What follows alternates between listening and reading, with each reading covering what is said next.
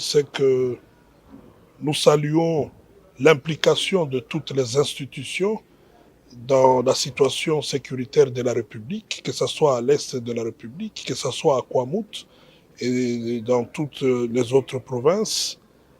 Et depuis un temps, vous allez constater que le commandant suprême lui-même, non seulement il est totalement impliqué, mais il a su amener les autres institutions, et là je parle du gouvernement, mais aussi du Parlement, à suivre le pas pour que nous puissions avoir un œil très regardant sur la situation de la République. Et pour aujourd'hui, les deux vice-premiers ministres ayant été empêchés, le vice-premier ministre de la Défense se trouve à Goma pour l'instant pour aller suivre un peu la situation par rapport aux opérations qui s'y déroulent. Le vice-premier ministre, ministre de l'Intérieur, il est au Sénat. Et donc, ensemble avec les collègues et avec les concernés, nous avions reprogrammé pour que nous puissions nous retrouver ici le mercredi afin que nous puissions procéder à cette audition.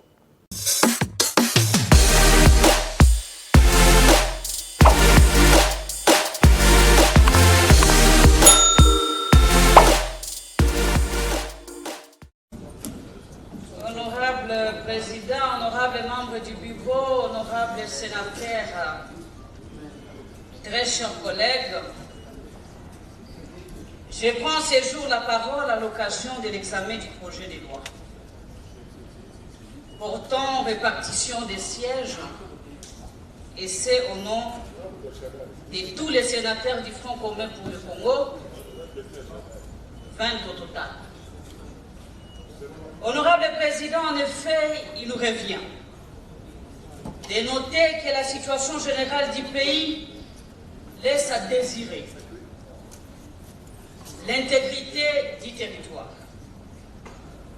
des droits et libertés fondamentaux, reconnus aussi par la Constitution, que les instruments internationaux ratifiés sont mis à mal.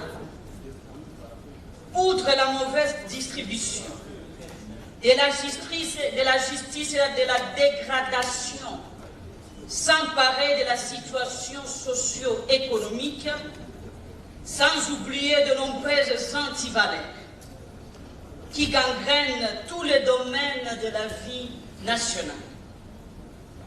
Et comme si cela ne suffisait pas, les jalons du processus électoral en cours est très mal posé, en dépit des voix qui s'élèvent le jour, honorable Président. À ces propos, le Front commun pour le Congo réaffirme sa position, maintes fois exprimée, de participer aux élections dans les délais constitutionnels à condition d'avoir, point 1, une CENI consensuelle comportant en son sein des délégués dûment désignés par leurs composants, une cour constitutionnelle non inféodée dont les membres sont désignés conformément à la Constitution, aux lois en la matière, 3, une loi électorale exclusive garantissant la transparence et l'égalité des chances à tous les compétiteurs. Honorable Président, malheureusement, les constants faits de mer à mer, l'enrôlement des électeurs, qui aboutit à un projet de loi sur la répartition des sièges que le Sénat examine en ce jour, s'est déroulé dans un contexte de fraude, d'amateurisme et l'absence criante d'un audit externe crédible les rendant non fiables. Le temps pour les détails fait défaut, honorable Président. Tout ceci démontre le caractère peu fiable du processus électoral qui présage des élections chaotiques et frauduleuses dans notre pays. Nous n'allons pas accepter cela, honorable Président. C'est pourquoi, tout en refusant législature actuelle, le sénateur membre du Front commun pour le Congo, FCC en sigle, décide de ne pas participer, comme vous le savez, à l'examen et au vote d'un projet de loi déjà biaisé et corrompu, aux conséquences dramatiques et incalculables, honorable président, sur l'avenir de notre pays et de notre démocratie. Le Sénat, la Chambre des sages, doit rejeter ces propositions de loi, ces projets de loi pour sauver la nation, car, honorable président, le pays nous appartient tous. Je dis et je vous remercie. Merci.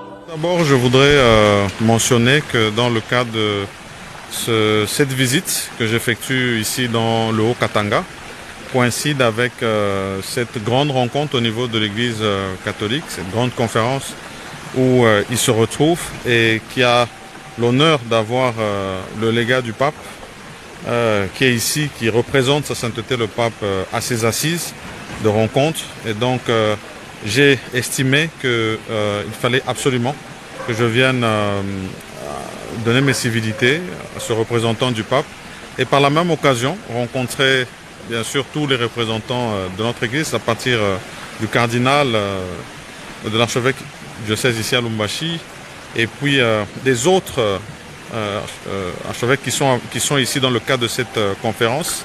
On a maintenu et mentionné que le thème de la grande rencontre était bien sûr l'Eucharistie et la famille. Et donc autant d'exhortations qui vont être faites et qui vont continuer. Mais moi, c'était simplement dans le cadre de la relation que nous avons entre le gouvernement et l'Église, d'abord de venir présenter ces civilités et puis d'avoir nos échanges habituels qui se passent toujours en toute cordialité. Nous avons eu l'occasion d'avoir un bel échange et une grande messe est prévue encore demain et d'autres visites du légat du pape au travers du pays, notamment à Kolwezi, à Goma, où vraiment nous espérons que son parcours et son voyage va bien évoluer. Merci beaucoup.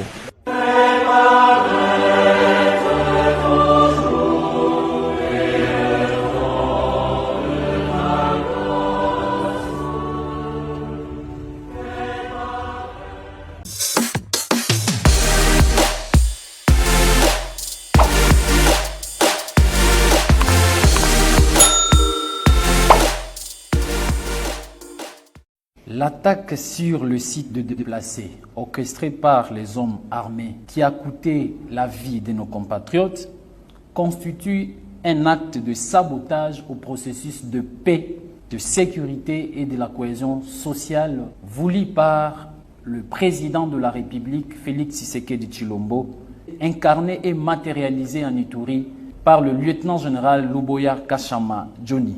Cette attaque est l'œuvre bien réfléchie et consentie par le membre de groupes armés, ceux qui sont contre le processus de paix en Ituri et contre au protocole d'accord de paix signé à Aru par le leader des groupes armés œuvrant en Ituri, notamment MAPI, Codeco, FPIC et FRPI.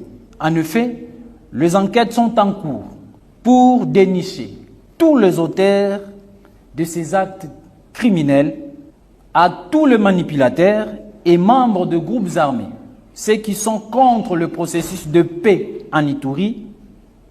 Aucun crime de ce genre sur nos populations ne restera impuni, car la justice congolaise et la justice internationale documentent jour et nuit pour que ces auteurs puissent répondre à leurs actes. En ce qui concerne la situation actuelle dans le site de déplacés, les forces armées de la République démocratique du Congo ont pris des dispositions utiles pour venir à bout à tout le réfractaire de la paix. Et la situation vous sera communiquée dans quelques heures. Je dis et je vous remercie.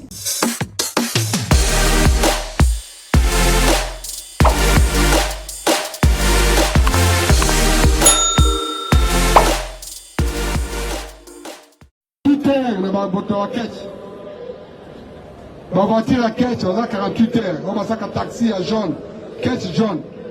Quand on va fumer là-bas, on nyos. Voiture fumée à Ketch. Dans la voiture jaune à Ketch. Et quand on a dit, si on est à mon tour, si on a la grève, ça a un mois, ça a une année, ça a femme dans la ils ont une mesure policière. Parce que dans Ketch, nous sommes ça. Ils ont tenté, on a dit, vite, on a fait musique, on a levé moi, surtout basse, on a fait mobile, on a ligoté, on a tenu photo de la famille, on a $5 000. Tout le monde a gradé, tout le monde lundi. Vous allez lundi? Mercredi, jour à Souka, à partir de jeudi, police, on a encore mis tout le monde sur le jaune, il y a Ketch, ils ont tenté.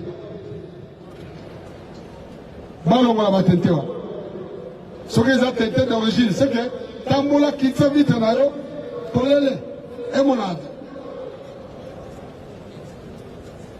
Quitte sa vie, tout le monde qui vit en commentaire. Non. Tout ça, peut un roadblock, et vous avez un roadblock improvisé, de temps à autre. Tout le monde met un roulage. Là, il y a un roulage, on a ma quantité.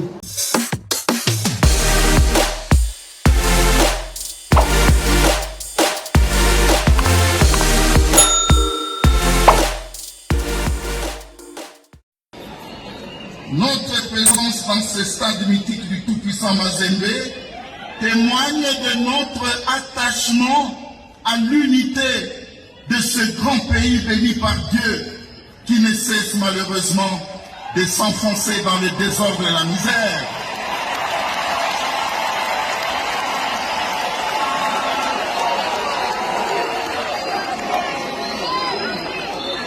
Comme vous le constatez, Éminence, ce peuple tient à son unité et à la cohésion nationale.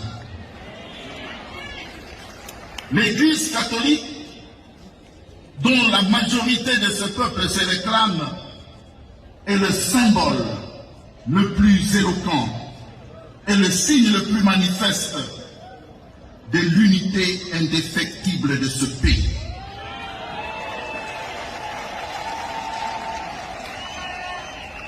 Logiquement, il est désormais clair que quiconque s'amusera à le diviser à cause des velléités politiques le trouvera sur son chemin.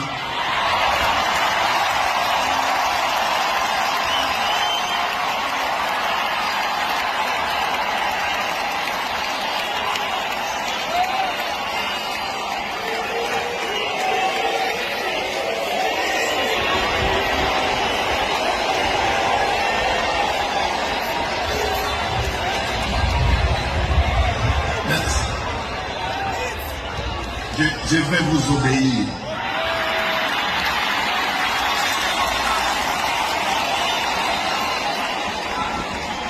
Logiquement, disais-je,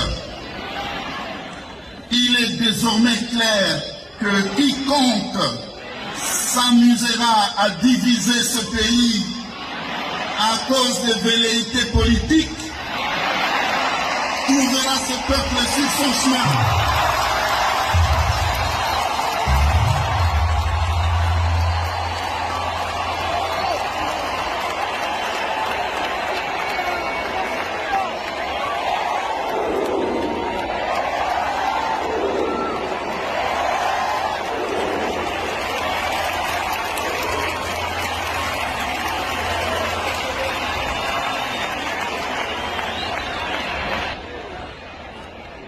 Le peuple congolais dont une infime portion participe à cette Eucharistie de clôture de notre 3e congrès eucharistique national, ce peuple donc vit sur un territoire garni par d'immenses richesses naturelles dont, hélas, il ne profite pas suffisamment.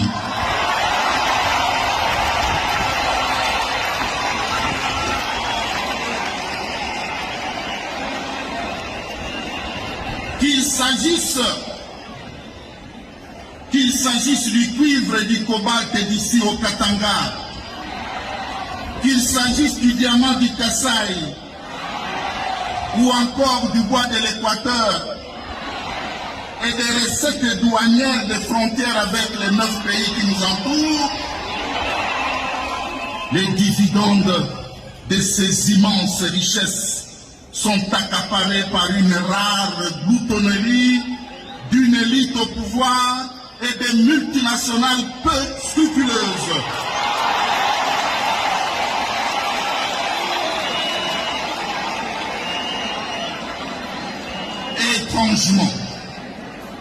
Étrangement, pendant ce temps, la population de tous les Congos, qui en est le propriétaire attitré, croupit dans la misère.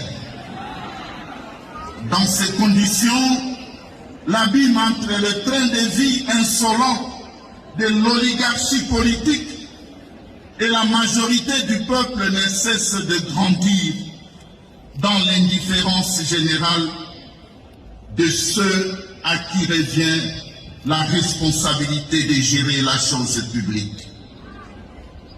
Dans ces conditions injustes et révoltantes, Éminence, le peuple congolais, dont l'échantillon se trouve en face de vous, ne désespère pas. Grâce à la foi chrétienne, qu'il puise notamment dans l'admirable sacrement de l'Eucharistie, ce peuple croit fermement à des lendemains meilleurs. Sans vouloir s'évader dans une spiritualité désincarnée que le pape François a dénoncée à juste titre, ce peuple est conscient que son destin est entre ses mains. L'Eucharistie est à cet effet une source puissante de la force de son destin. Dans cette logique,